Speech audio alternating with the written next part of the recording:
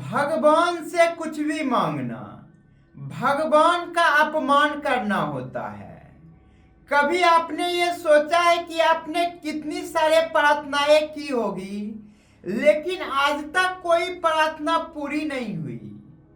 क्या कभी आप सोचे हैं कि आपकी प्रार्थनाएं क्यों पूरी नहीं होती? जहां आपको लगता है कि आप दिन रात पूजा भी करते हैं, प्रसाद भी चढ़ाते हैं, आपको क्या चाहिए भगवान से ये बता भी रहे होते हैं, फिर भी आपकी प्रार्थनाएं कभी स्वीकार नहीं होती।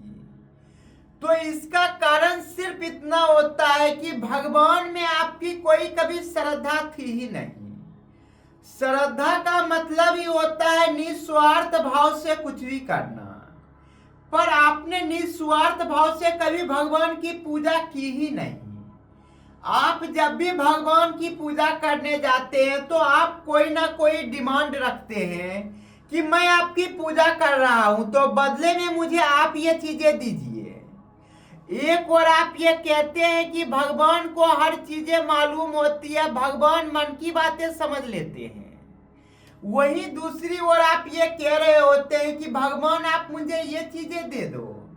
इसका मतलब ही ये होता है कि आप भगवान को ये कह रहे हैं कि आपको कुछ भी पता नहीं, मैं आपको बताऊंगा कि मुझे क्या चाहिए।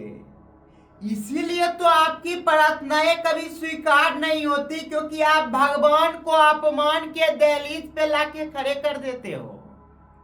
अगर आपको भगवान में श्रद्धा होती तो आपको ये भी पता होती कि भगवान को मालूम है कि आपको क्या चीजें चाहिए। जिस दिन आपकी भगवान की प्रति श्रद्धा निस्वार्थ हो जाएगी, उस दिन आपकी प्रार्थनाएं भी स्वीकार हो जाएगी। आपको जो चीजें चाहिए भगवान को मालूम होगी कि आपको क्या चीजें चाहिए। पर जब भी आप प्रसाद चढ़ाने के बदले भगवान से ये कह रहे होते हैं कि मुझे ये चीजें चाहिए, यहीं पे तो आप गलती कर देते हैं कि भगवान को ये बता रहे होते हैं कि आपको कुछ भी पता नहीं, इसलिए मैं आपको बताता हूं कि मुझे क्या चाहिए। और मैं ये चीजें फ्री में नहीं मांग रहा हूं, बदले में मैं आपके दरवाजे पे आया, आपके यहाँ प्रसाद चढ़ाया, आपके मंदिर में अपने माथे को टेका, तो मुझे ये चीजें दीजिए। कभी आपकी प्रार्थनाएं स्वीकार नहीं होगी।